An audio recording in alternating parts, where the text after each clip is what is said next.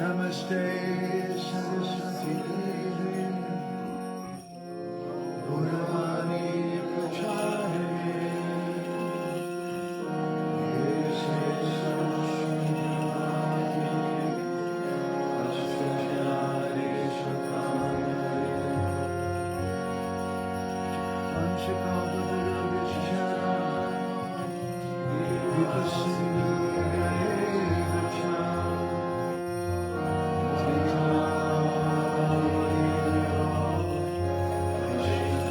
you.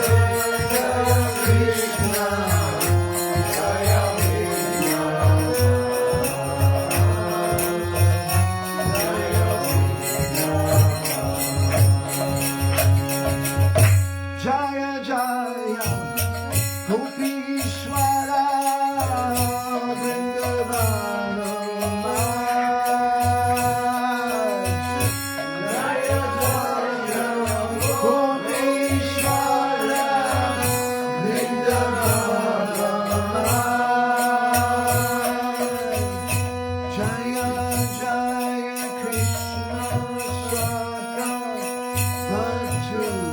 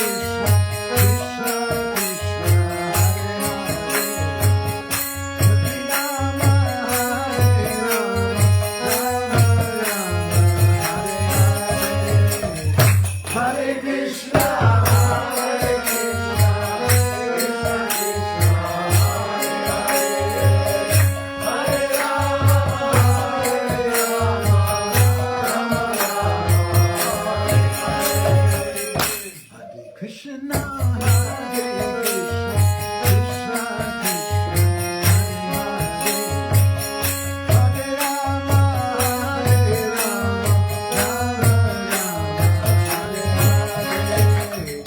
Hare Krishna,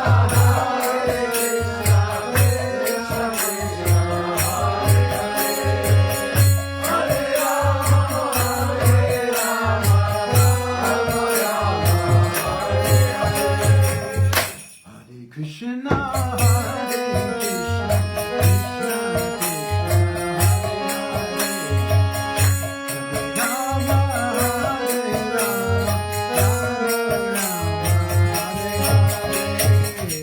Hare Krishna,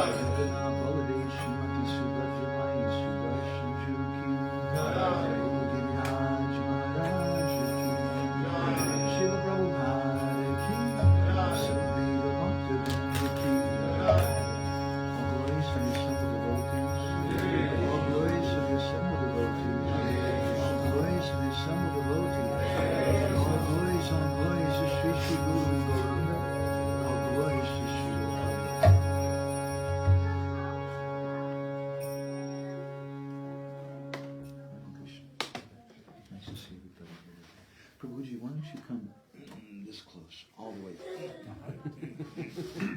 Everybody move up. Unless you're holding up the wall.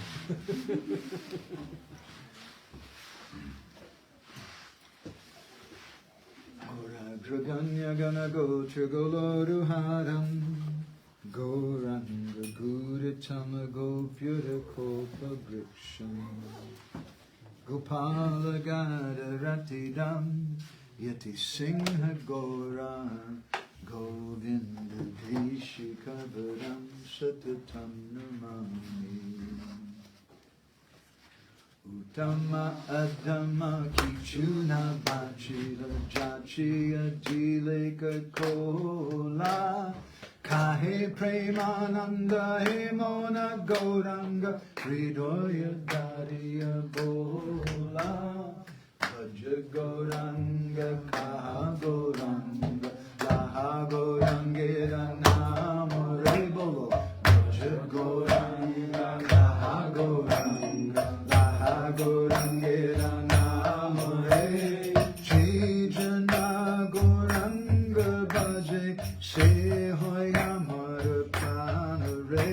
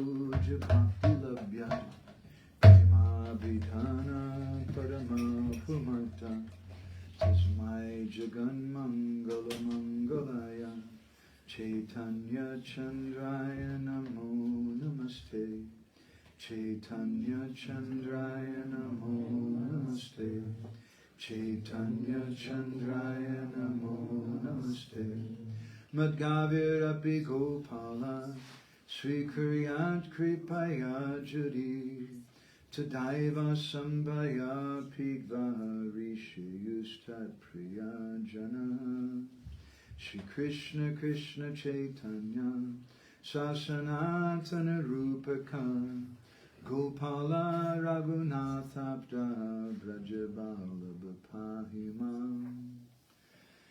Panchakalpatarubhishcha Kripa Sindhu Vyescha Patitanam Bhavebhyo Vaishnavebhyo Namo Namaha Jai Shri Krishna Chaitanya Prabhu Nityananda Shri Advaita Gadadhar Shri Vasadi Gaura Bhakta-vrinda Hare Krishna Krishna Krishna Hare Hare Hare Rama Rama Rama Hare Hare.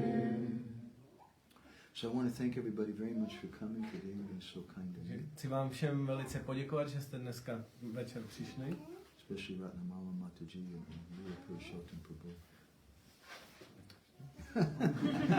Good translation.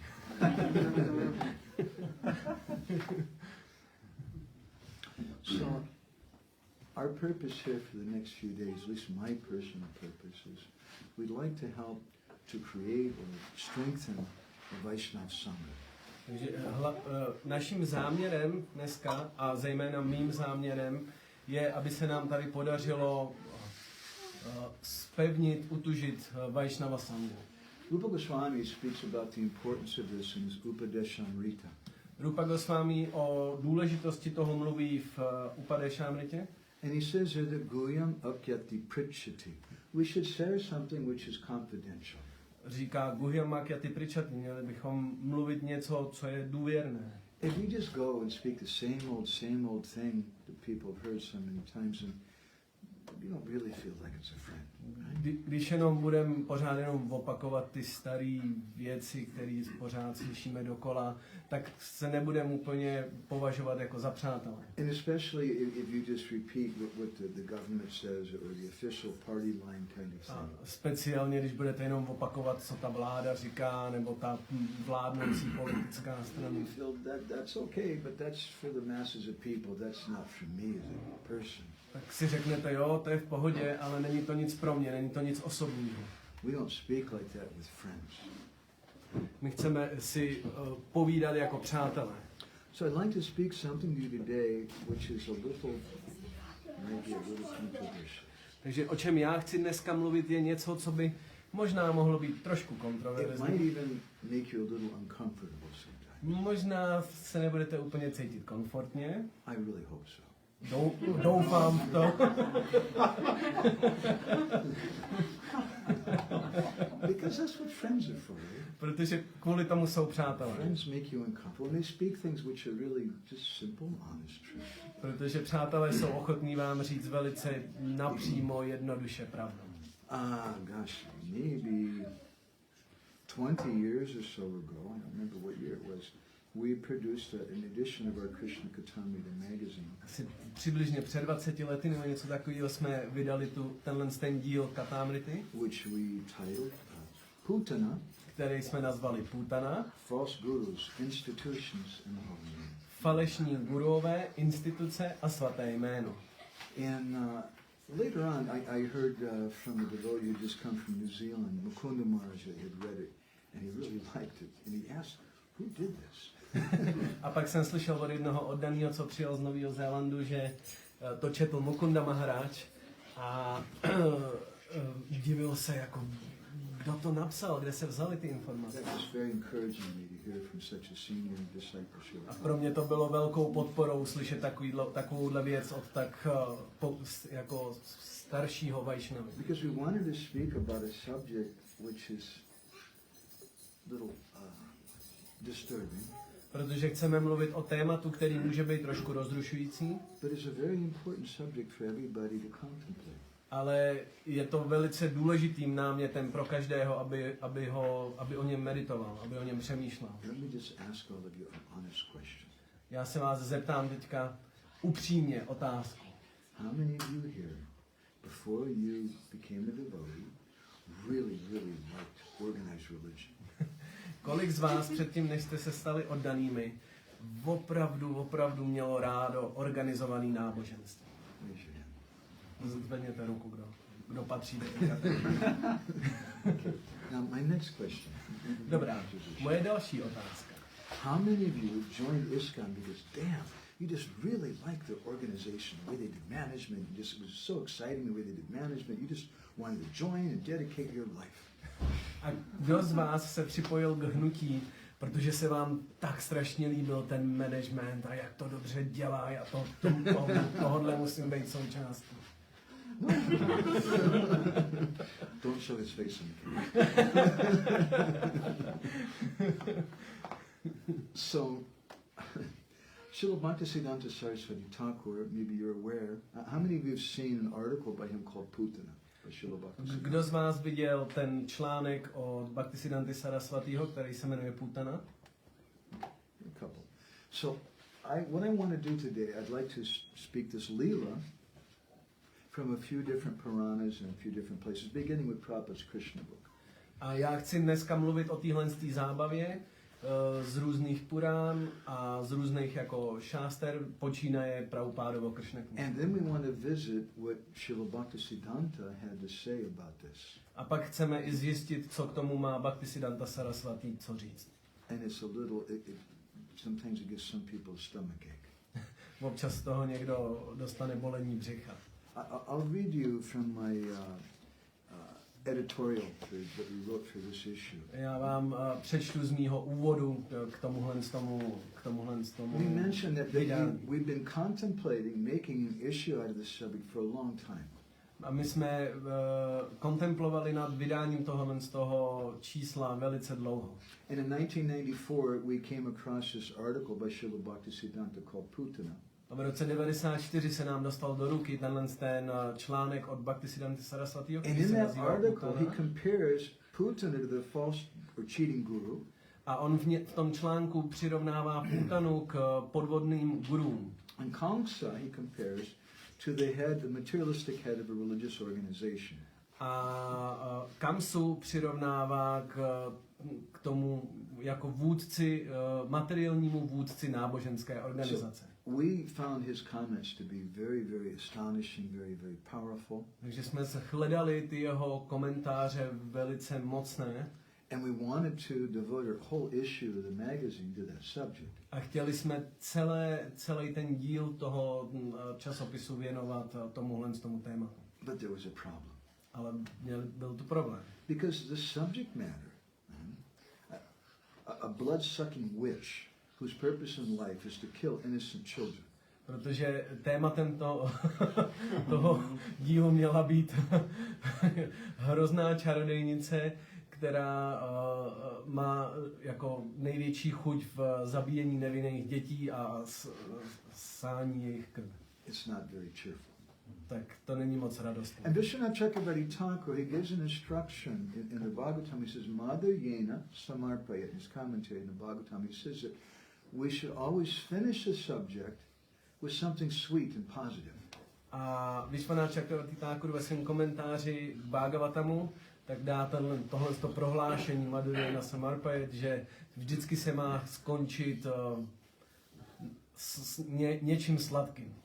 So we thought it's really not responsible for us to write about this unless we can answer some obvious questions.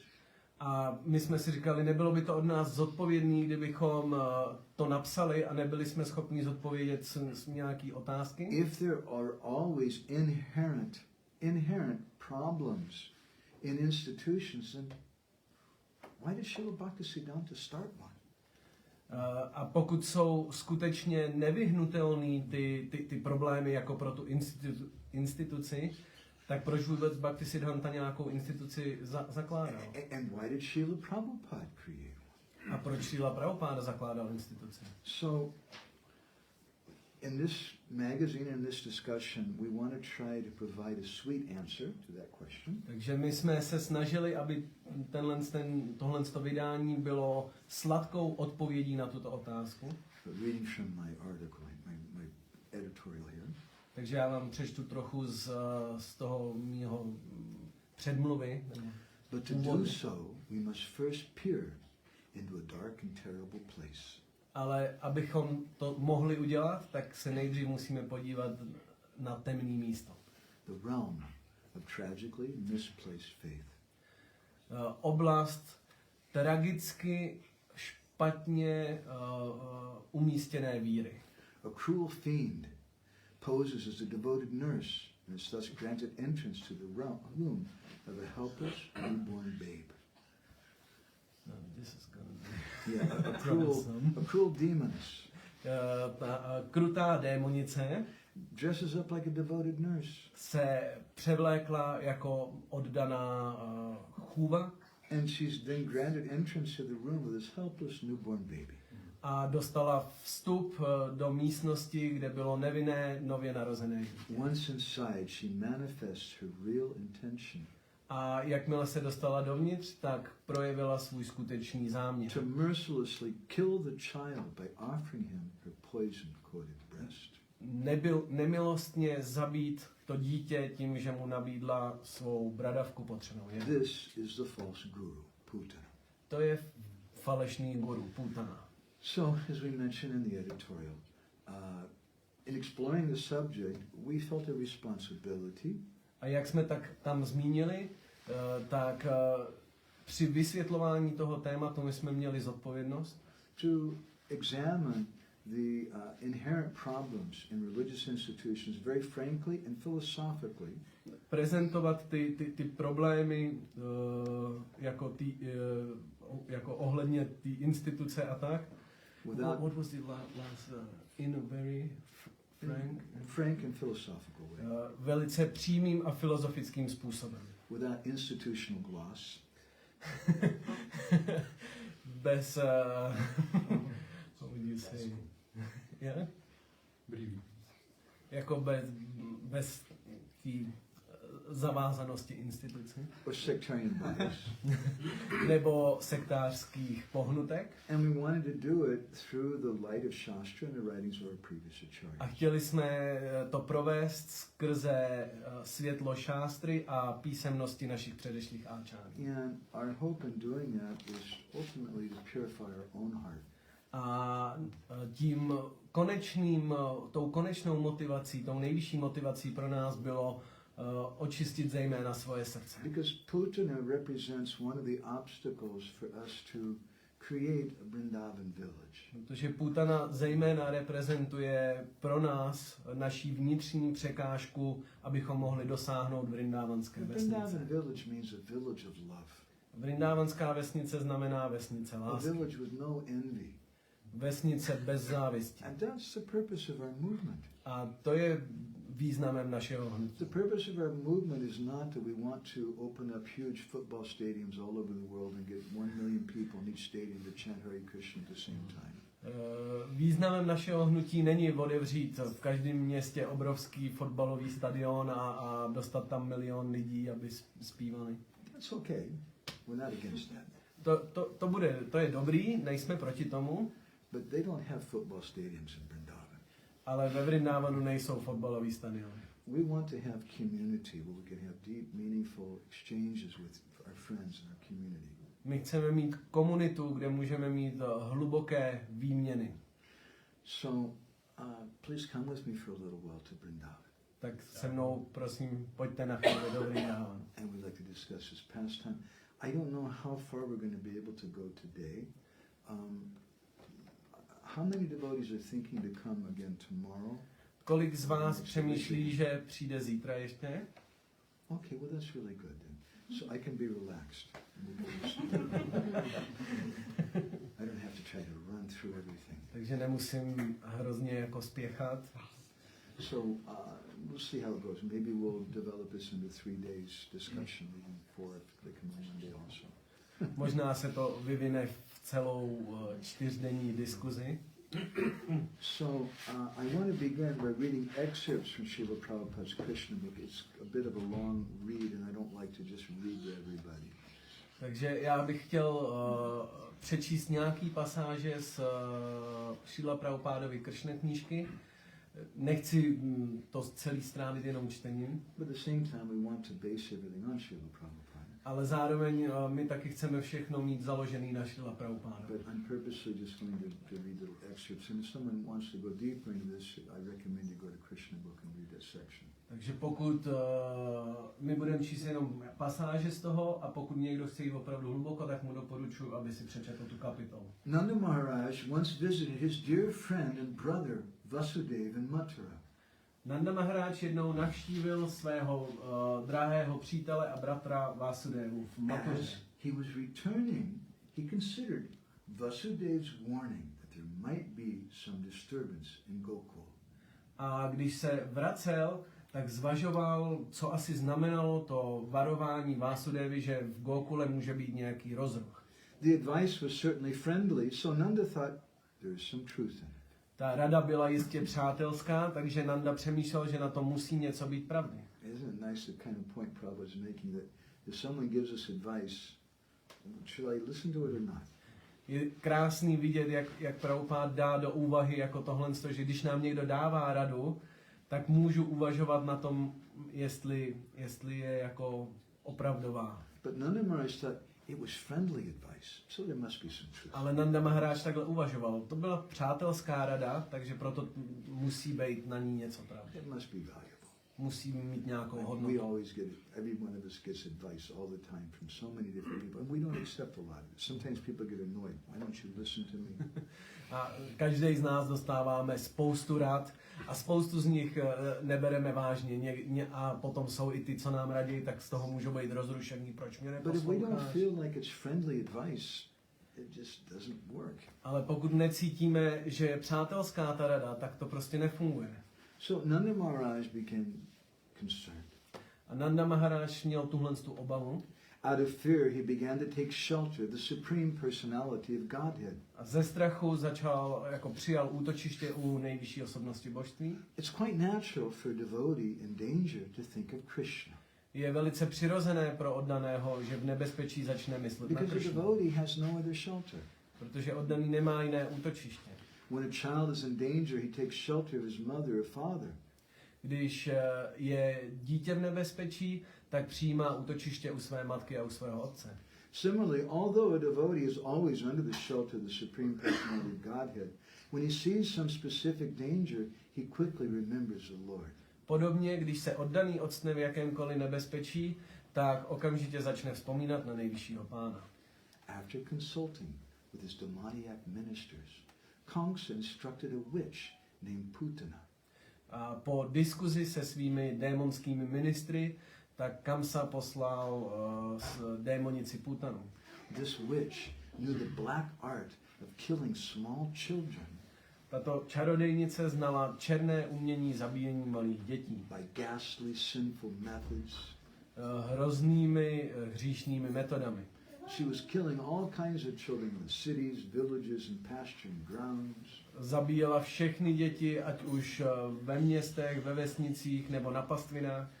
And Prabhupada says something which is stated by Vishwanath Chakravarti Thakur in his commentary. A Prabhupada zde zmiňuje něco, co zmiňuje Vishwanath Chakravarti Thakur ve svém He doesn't komentáři. give credit to him, but that's where it comes from. He says that such witches can play their black art only where there's no chanting or hearing of the holy name of Krishna. Takové čarodejnice mohou provozovat svou černou magii jenom tam, kde se nespívá svaté jméno. It is said that wherever the chanting of the holy name of Krishna is done, even negligently, Je řečeno, že kdekoliv se zpívá svaté jméno, dokonce i z nedbalosti, all bad elements, všechny nepříznivé jevy, witches, ghosts, and dangerous calamities immediately disappear. ať už jsou to čarodejnice, duchové, cokoliv, tak okamžitě zmizí. And this is certainly true of the place where the chanting of the holy name of Krishna is done seriously. A o to víc je to pravda o místě, kde je svaté jméno zpíváno vážně. Especially in Vrindavan, when the Supreme Lord was personally present. A specificky ve Vrindávanu, kde nejvyšší pán byl osobně přítomen. So I think what I'll do is we go along, I'm going to kind of weave in some of Srila Bhaktisiddhanta's thoughts about this subject as we discuss. Takže já do toho trošku budu jako i zaplejtat ty myšlenky Bhaktisiddhanty Saraswatiho, tak jak on je prezentuje. Bhaktivinoda Thakur, he said that all the different nine-nitic leelas, which mean the occasional pastimes of Vrindavan, they represent different obstacles in our progress to our ultimate home of Vrindavan. Bhaktivinoda Thakur řekl, že všechny ty naimitika zábavy, ty dočasné zábavy, které Kršna projevil, tak reprezentují nějaké překážky na naší cestě do Vrindávanu. And the first of those obstacles is Putana, who Bhaktivinoda says represents the false guru. A první takovou překážkou je právě Putana, o které Bhaktivinoda Thakur řekl, že reprezentuje falešného gurua. Now, Bhaktivinoda says that it's Kamsa who sends Putana. A Bhaktivinoda říká, že to je Kamsa, kdo posílá Putanu. Kamsa is a demon. Kamsa je démon. But Kamsa is representing himself as a Raja Rishi. Ale on sám sebe prezentuje jako Raja Rishi. It's a long story. Sometimes we tell the story from Padma Purana about the birth of Kamsa. Je to dlouhý příběh, ale někdy k tomu ještě vyprávím příběh z Padma Purány o tom, jak byl zrozen Kamsa. Make that a little short. Tak já se pokusím to zkrátit. There was one princess named Padmavati. Byla princezna Padmavati. And she married Maharaj Ugrasena. Ona si vzala Maharáče Ugrasenu. Now Padmavati, she was missing her parents. A Padmavati se stýskalo po jejich rodičích. So she asked permission from her husband, can I go home and visit my mom and dad? Tak ona požádala svého manžela, jestli může odjet za rodičema. And they gave her permission. A dostala to svolení. Padmavati was an extremely beautiful woman. Padmavati byla extrémně krásná žena. When she went back to her home, everyone was so happy to see her, especially her girlfriends. A když přijela domů, tak všichni byli velice šťastní, speciálně její přítelkyně. And one day her girlfriends invited her, they said, let's go to the forest and we'll have some fun. A jednou jí ty přítelkyně pozvali, pojďme společně do lesa, budeme mít zábavu. It was a hot summer day, they were taking bath in some lake. Byl to horký letní den, takže se koupali v nějakém jezeře. At that time there was a yaksha, whose name was Drumila. A v tu dobu se tam objevil Jakša, který se jmenoval And he Drumila. was passing over that lake and he looked down and he saw Padmavati. A tak on zrovna letěl nad tím jezerem a viděl Padmavati. And he said, whatever lusty kind of guys say when they see beautiful women. A on řekl něco, co většinou říkají zachtíčovaný kluci, když vidějí hezkou holku. Let's see you translate this. Hubba hubba baby.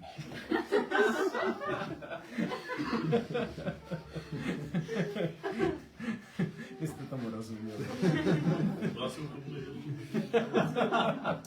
He almost fell out of his airplane. Málem vypadl z toho letadla svého. Now, Drumila had some mystic powers. A Drumila měl nějaké mystické And he could schopnosti. understand that she was the wife of Ugrasena. A on věděl, že je manželkou Ugraseny. So Drumila, with his mystic powers, he manifested a form exactly like that of Ugrasena. A on těmi svými mystickými schopnosti projevil úplně přesnou podobu Ugraseny. And later when she was walking by herself in the forest, he kind of waved at her. A později, když ona se procházela tím lesem sama, tak jí zamával. Hey, sweetheart, whatever. And they had some romantic union there in the forest. A tak tam měli takové romantické setkání v lese. But at one point, Padmavati noticed that in the private parts of Drumila, there was her husband Ugrasena, I should say, in the private parts of what she thought was her husband Ugrasena. She thought it was her husband. There, her husband had a little mark, and there was no mark there. A v jednu chvíli ona si ale všimla, že v těch intimních partiích tak Ugrasena měl nějaký znamínko, který tam nebylo u Drumily, který měl v tu chvíli podobu Ugraseny Maharáže a ona si původně myslela, že je to Ugrasena. Padmavati said, "Who are you? A Padmavati se zeptala, kdo jsi? What have you done? Co jsi to provedl? You come and tricked me, Ty jsi přišel a podvedl si mě. acted like my husband, Jsi jednal jako můj manžel and you destroyed my chastity. a zničil si mou cudnost. Curse you." A já tě prokleju. She's very angry. Byla velice rozhněvaná. And Drumila then began to speak with her. It's very interesting what the Padma Purana says that he told her. A je velice zajímavý, co Padma Purana říká o tom, co jí na to Drumila odpověděl. First of all, he chastised her. Nejdřív jí vynadal. He said, "You're not such a chaste lady. Řekl, no nejsi zas tak cudná. You left your husband to come here and have a good time with your friends. You're not even thinking about him. Odešla si od svého manžela, a aby se tady dobře bavila a ani si na něj nevzpomněla. So you can't curse me." Takže mě nemůžeš proklít. But he was a little nervous. Maybe she might. Ale byl trošku nervózní, možná by mohla mít nějakou And he said, sílu. "Look, I'll make you a deal. A řekl, hele, tak uděláme dohodu. If you don't curse me, Pokud mě neprokleješ, then I'll share with you some very special knowledge." tak já se s tebou podělím o velice speciální poznání. Because Drumila was a very learned yaksha. Protože Drumila byl velice vzdělaný jakša. And he specifically told her that I can teach you all about Varnashram Dharma. A specificky řekl, já tě můžu naučit všechno o Varnashram Dharmě. I know all the different shastras and things with qualities of a chaste wife. Znám všechny šástry, které popisují vlastnosti cudné ženy. How she should behave and everything. I can teach you all those things. Jak by se měla chovat. Všechny ty věci tě můžu naučit. It's very interesting. This is Drumila. He had this knowledge. To je velice zajímavý. Tohle to byl Drumila. Měl všechno tohle poznání. He was a demon. Byl démon. But he knew about Dharma Shastra. Ale znal Dharma Shastry. Very interesting point. To je velice zajímavý bod. So anyway, to get this story short. Tak aby jsme to trošku zkrátili. From their union, that Padmavati became pregnant. Takže z toho spojení Padmavati otěhotněla. And the baby was Kamsa. A to dítě bylo Kamsa. And Kamsa is the son of the Yaksha Drumila.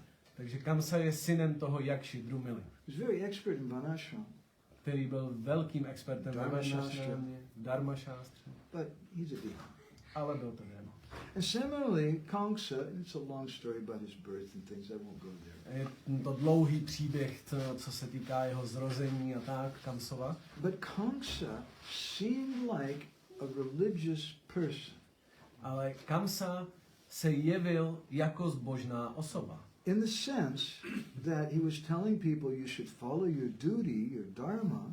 Ve smyslu, že říkal lidem, měl by si následovat svou povinnost, svou dharmu. Follow your varnashram dharma. Měl by si následovat svou varnashram dharmu. Most importantly, you should listen to your authorities, your leader. A zejména by si měl naslouchat svým autoritám, svému vůdci. Who happens to be me. Kterým jsem já. That's a very important thing. To je velice důležité. But in reality, Kamsa is a demon. Ale ve skutečnosti Kamsa je démon. He wants people to be religious, but not spiritual, to use some kind of modern words. A on chce, aby lidé byli zbožní, ale ne duchovní, když použijeme moderní terminologii. He doesn't want them to really go to Krishna. On nechce, aby skutečně šli za Kršnou. So it's Kamsa then who calls for Putana. A potom to je právě ten Kamsa, který zavolá Putanu, who represents the false guru. která reprezentuje falešného guru. She works for Kamsa, who's the mundane head of a religious institution. Ona pracuje pro Kamsu, který je světským vedoucím náboženské organizace. Because the king is supposed to be a religious person. Protože od krále se očekává, že bude zbožná osoba. The leaders of the society are supposed to be guiding people in a religious way. Vůdci společnosti by měli vést lidi zbožným způsobem. And now again, although Kamsa knows about Dharma Shastras in Varnashram Dharma, A přestože Kamsa zná Dharma Shastry a Varnashram Dharmu, he doesn't have faith in Krishna. tak nemá víru v Kršnu. And he doesn't want the people there to go to Krishna. A on nechce, aby lidé šli za Kršnou, Because he'll lose control of them. protože by nad nima ztratil kontrolu. So he calls for Putana. Takže zavolá Putanu. And he sends Putana. Now Putana comes like a nurse. A on pošle Putanu a ona přijde jako chůva, to feed the babies. která může krmit děti. So in the same way that religious institutions, they want to feed the new spiritual seekers. Takže stejně tak ty náboženské organizace, oni chtějí krmit ty nové rekruty, hledače. And so they send some person to do that. Takže oni posílají nějaké osoby, aby to dělali. And that person seems like a very religious person. A ta osoba může vypadat jako velice zbožná osoba. Okay, I'm going to do something that's going to be really hard for Leela Purushottam. Já teďka udělám něco. In fact, it's not going to be hard, it's going to be impossible for Leela Purushottam. You can say that. Thank you. I want to read a poem to you. Oh, no. It's just such a good poem. For those of you who understand English a little bit, I'm going to explain it because a good poem. Takže pro ty z vás, kdo rozumíte anglicky, tak vám přečtu úžasnou báseň, ale pro Leela Purushottam bude nemožný přeložit. Není možný přeložit poezii pěkně nebo správně z jednoho jazyka. A tahle ta báseň je napsaná někde uprostřed 17. And it's století. kind of in Shakespearean kind of language. A je to takový Shakespeareovský jazyk. Okay, Even like native English speakers who are really good. I'm an English editor. I had to look up some of the words in the dictionary. A i jako osoby, které mají angličtinu jako svůj první jazyk, tak i já jsem se musel na některé slova podívat doslovně. So let's read the whole poem from top to bottom and see if you can translate the whole thing. Tak já to přečtu celou tu báseň a uvidíme, jestli to zvládne přeložit. A robe of seeming truth and trust hid crafty observation, and secret hung with poisoned crust the dirk of defamation. A mask that like the Georgette shade, dye varying on the pigeon, and for a mantle large and broad, he wrapped him in religion, hypocrisy a la mode. Okay? Good one. So let's pick it apart. Tak půjdeme po částech. A robe of seeming truth and trust. Takže ten háv zdánlivé pravdy a důvěry, Indicating that the priests and ministers, the Brahmins, they wear robes, and those robes, they represent truth and trust.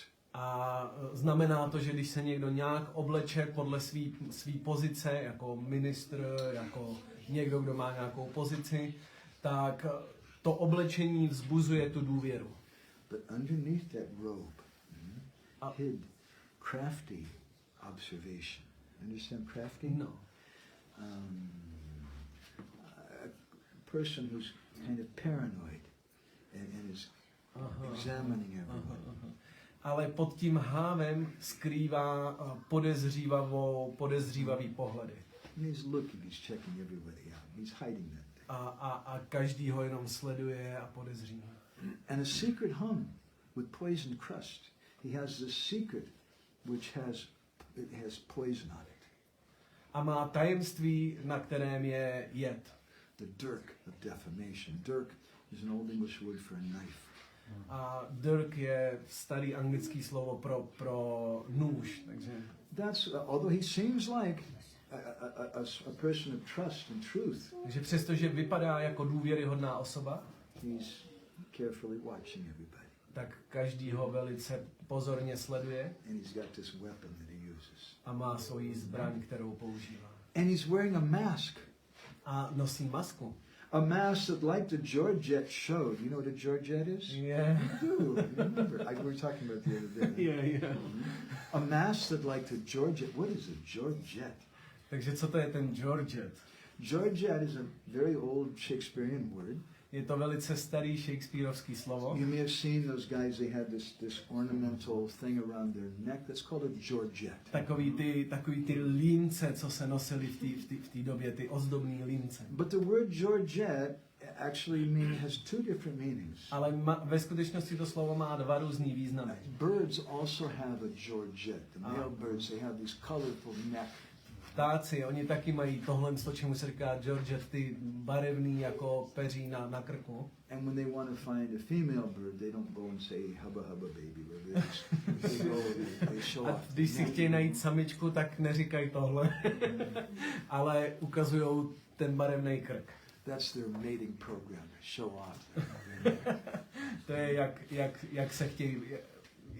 jak chtějí dosáhnout páření. So he's wearing a mask like this. Takže on nosí takovouhle masku. A mask that, like the Georgette showed, dye varying on the pigeon. The color is different according to different birds. Takže ta barva se může lišit jako podle různých ptáků. In other words, what Robert Burns, the author of the poem, is saying is that these persons, they seem like holy persons, but really they're trying to attract people. Takže to, co se ten básník snaží říct, že oni se snaží vypadat velice jako důvěryhodně, ale jejich zájem je úplně něco jiného. And for a mantle large and broad. Mantle.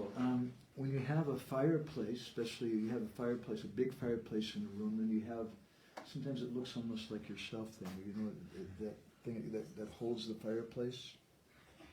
It's called a mantle. Aha.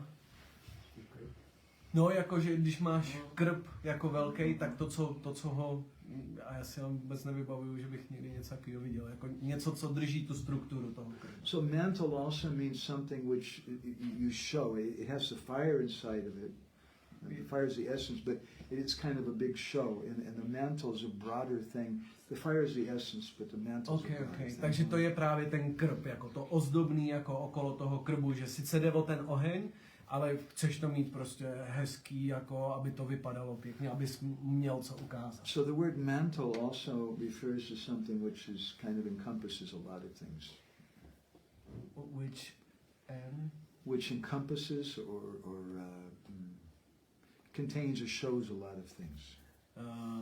Takže to je taková věc, která má ukázat spoustu věcí. It's the show of the fire. The fire is small, but the mantle is big. Má vás jako přivést k tomu ohni. Oheň je sice malý, ale ta věc je jako... And for a mantle large and broad, he wrapped him in religion. Once more. And for a mantle large and broad, he wrapped him in religion. A jako pro ten velký krb, tak in other words, he wrapped himself in religion, like someone wraps himself in the flag of the country to show how that I'm a very good patriot. Tak on se jako prezentoval jako náboženství, jako zbožný. And Robert Burns says hypocrisy a la mode. Can you do that? No. Pokrytectví. This is hypocrisy. A la mode means you have some special sweet. This is the a la mode sweet. Hypocrisy, this is it. Jo, takže to je jako voilà pokrytectví. So this is the essence of this story. Takže to je ta esence toho příběhu. Now I'd like to tell the story, some of it. It's almost 8 o'clock. Let's just go a little bit into it, okay? Takže trošičku začneme s tím příběhem.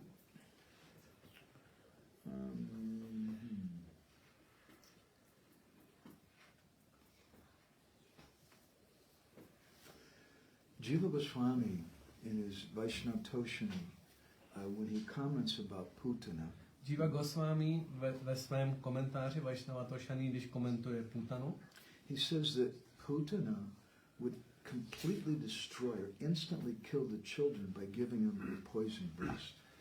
Říká, že Putana okamžitě zabila to dítě, když mu dala ten jed. And he quotes a verse from the Vishnu Purana, the 5th canto of the Vishnu Purana. Cituje verš z 5. zpěvu Vishnu Purány. Yasmai stanam ratro Putana samprayachati tasya shaninagyam balakasya pahanyate. Yasmai stanam ratro. Wherever Putana would give her stana means her breast, wherever she would give her breast at night, komukoliv Putana dala své ňadro v noci, then tasya shaninangam, that child would immediately die in 1 second. To dítě okamžitě ve vteřině zemřelo. So this is the nature of Putana's poison. Takže to byla ta povaha toho jedu Putany. It's described in the Harivamsa Purana. Je popsáno v Harivamsa Puráně, that Putana was the sister of the demon Bakasura. Že Putana byla sestrou démona Bakasury. And that that she came in the form of a bird to kill Krishna. A he came. She came. Ona přišla v podobě ptáka. Baka is a form of a bird, and Putana also had the form of a bird. Aha, Baka je jako podoba ptáka a ona taky měla tu podobu. According to the Harivamsa Purana. Podle Harivamsa Purány. Kashyap chinvata kalasya sakuni veshadharini datri kansasya bojasya putaneti parishyuta Putana nama sakuni gora prana vayankari Ajagamara Daratre Vaipaksho Kroda Viddudvati. That once, in the middle of the night, Kamsa's nurse. Jednou uprostřed noci Kamsova chůva. Now, in the Harivamsa Purana, it says that Putana was Kamsa's nurse. V Harivanša Puráně je řečeno, že Putana byla Kamsova. Very interesting, isn't it? I mean, this is the kind of nurse that he has. Takovýhle on měl chůvy. Someone who just gives poison. He likes that kind of nurse. Někdo, kdo dává jed. On má rád takovýhle chůvy. The Brahmavivarta Purana says that she was Kamsa's sister. A Brahmavivarta Purana říká, že byla Kamsovo sestrou. Different Puranas say little different things. Jiva Goswami says that in different kalpas, sometimes the pastime happens a little differently. Různé Purány říkají, jako udávají různé údaje. Jiva Goswami vysvětluje, že se to může lišit jako podle toho, v jaké kalpě ta zábava byla projevená, že může mít So celé Putana entered Braj in the form of an owl. Takže Putana vstoupila do Vraji v podobě sovy. Uluki, in India, these are considered very inauspicious creatures. A v Indii jsou sovy považovány za velice nepříznivé. And you're not even supposed to say their name, I'm sorry. Ani byste neměli vyslavovat jejich jméno. But we're not worried about inauspicious. We want to think about bhakti. Ale my se nezajímáme o to, co je nepříznivý, my máme zájem o bhakti. I can pass this around. You can see this is a painting which is from the, here it is. This was done in the 1700s. Tohle bylo taky uděláno v 18. století. It's a Pahari painting from Rajasthan. Je to rajastánský obrázek. And it shows on top the Vindhya Mountains. A nahoře, to úplně na vrchu jsou hory Vindhya. And this represents the doorway of Nanda Maharaj. Tohle reprezentuje jako vstup k Nanda Maharájovi. And Putana had come in the form of a bird, this owl. A Putana přišla v té podobě sovy. And then you see on top the end of the pastime, Krishna killing Putana. A nad tím vidíte konec té zábavy, jak Krishna zabil Putanu. Pass it on and look at it. You just have to return it to me or we'll call the police. Ale musíte to vrátit, nebo zavolám policii. In Rupa Goswami's Lalita Madhav, he says a very interesting thing about Putana. V Rupa Goswamiho Lalita Madhavě on říká velice zajímavou věc o Putaně. He says that it was Putana who first brought Radharani to Braj.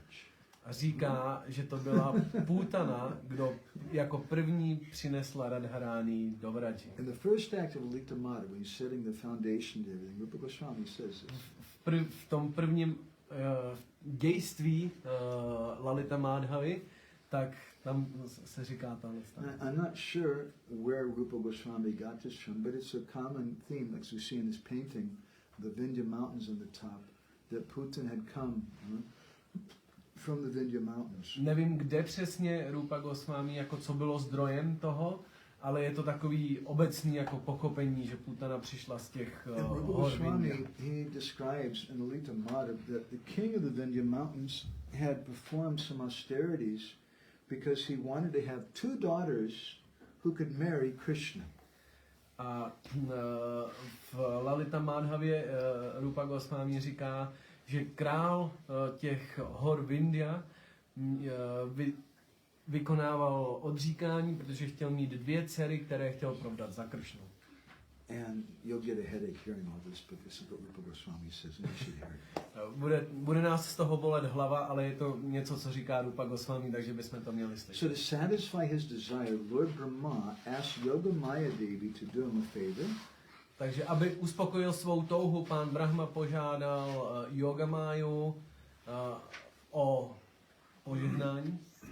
And he asked Yogamaya to transfer the daughters of the wife of Chandrabhanu and the wife of Maharaj Vrishabhanu. A požádal, aby přemístila dcery Vrishabhanu Maharáže, who was the Chandrabhanu? Chandrabhanu. And Chandrabhanu Maharáže To the womb of the king of the Vindhya Mountains. do luna in the womb of To the womb of the wife of the Vindhya Mountains, the wife of the king of the manželky krále hor Vindhya. Now, we came across this point recently.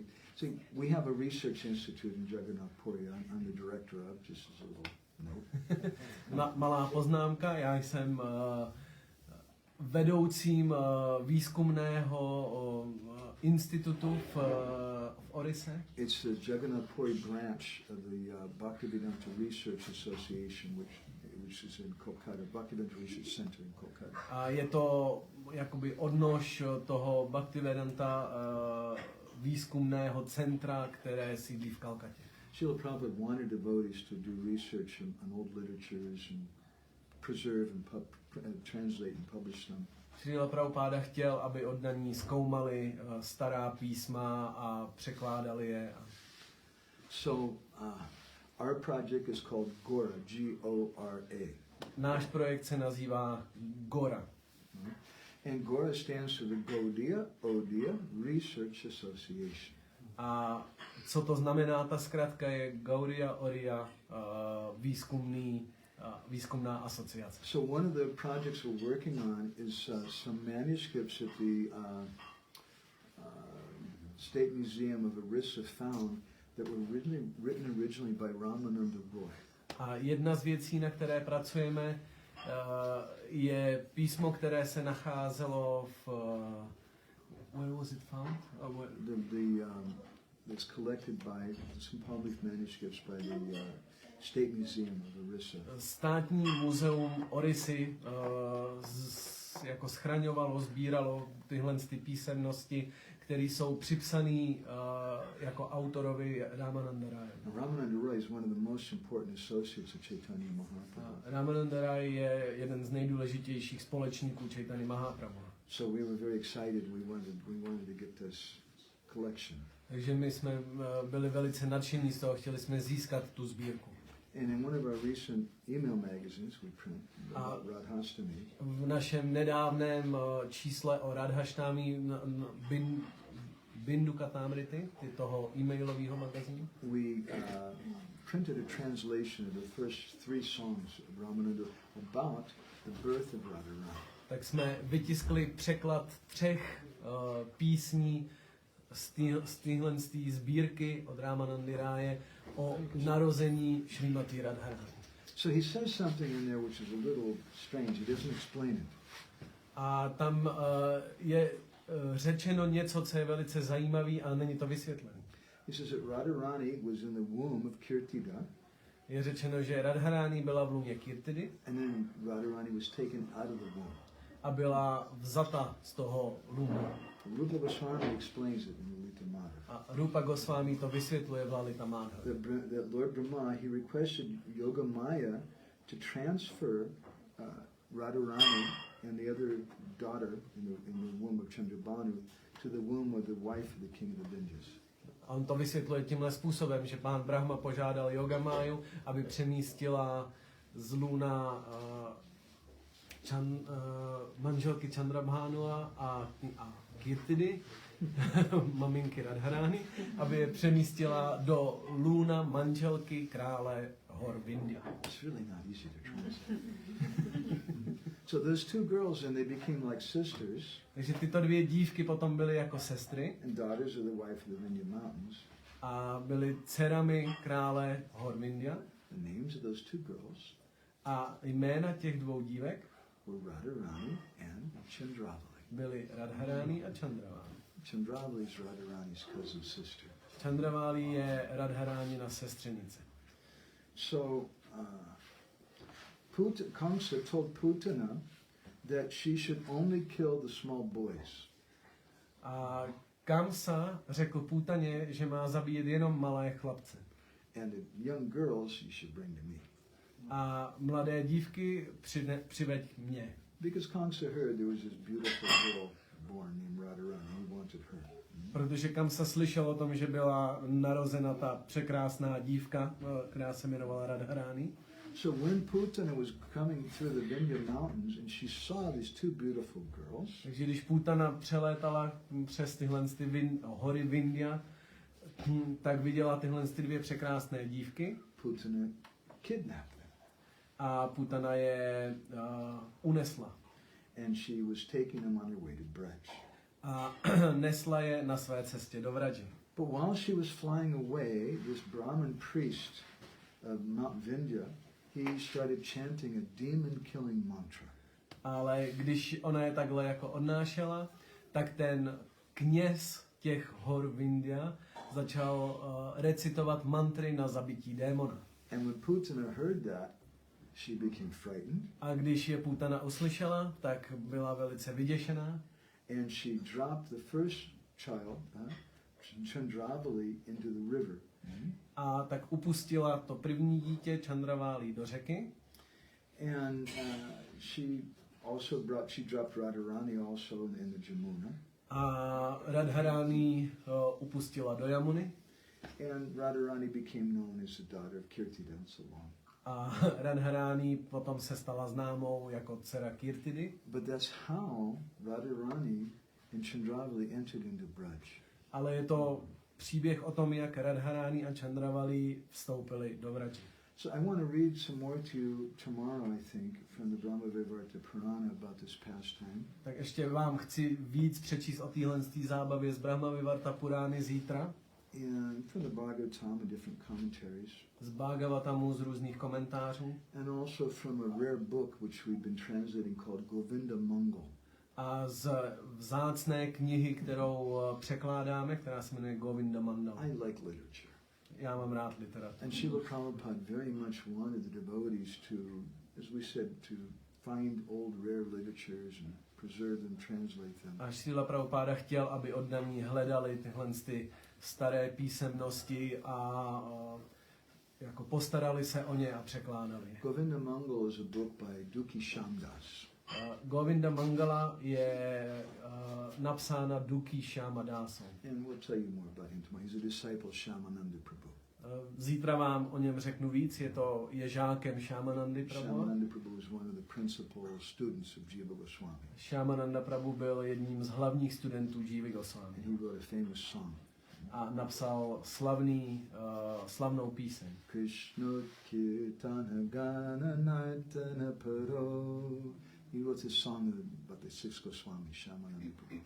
A Shamananda Prabhu napsal píseň o 6 Goswami. So we'll read you something about that pastime, and we'll discuss something more what Srila Bhaktisiddhanta says about this pastime and the meaning of it. Takže zítra si povíme víc o tomhle a i o tom, co o té zábavě říká Srila Bhaktisiddhanta Saraswati. And as Srila Bhaktisiddhanta says in his article, he said it's not from any opposition to the clergy or to the priests that we make these observations. A Bhaktisiddhanta Saraswati říká, že to není z nějaký jako závisti vůči té třídě knězů. He says their motivations may have been good to begin with. Možná na začátku jejich motivace byly správný. He says, but no religious institution in the history of the world has remained successful. Ale říká, že žádná náboženská organizace skrze historii není úspěšná. In giving the true and spiritual essential thing. A aby mohla dávat skutečnou duchovní esenci. So then, why did Srila Prabhupada and Srila Bhaktisiddhanta create institutions? A pak teda se ptáme, proč Bhaktisiddhanta Saraswati i Srila Prabhupada založili duchovní instituce. Are we just like human sacrifices to Putana? jsme takovýhle jako lidský obětiny Putaně? That doesn't sound very palatable. To nezní úplně chutně. So I'd like to explore this subject with him once we go on. Takže budeme dál objevovat tohle téma. But right now I'd just like to do a little more bhajan. A teďka ještě uděláme trošku bhajanu. And we'll chant Hare Krishna a little bit, and then we'll take some discussion if anybody has any reflections on what we're speaking today. A potom ještě bychom chtěli mít trošku jako diskuzi o vašich myšlenkách toho, co jsme dneska mluvili. Because really that's what's very important about a sangha is that devotees take part and they discuss and why. And they say, you said this and I really liked this point, it made sense to me, it reminded me of this other thing. A tímhle způsobem se oddaní chtějí sdružovat, jako jo, to, co jsi říkal, tak mě vlastně přimělo si vzpomenout na to a na to.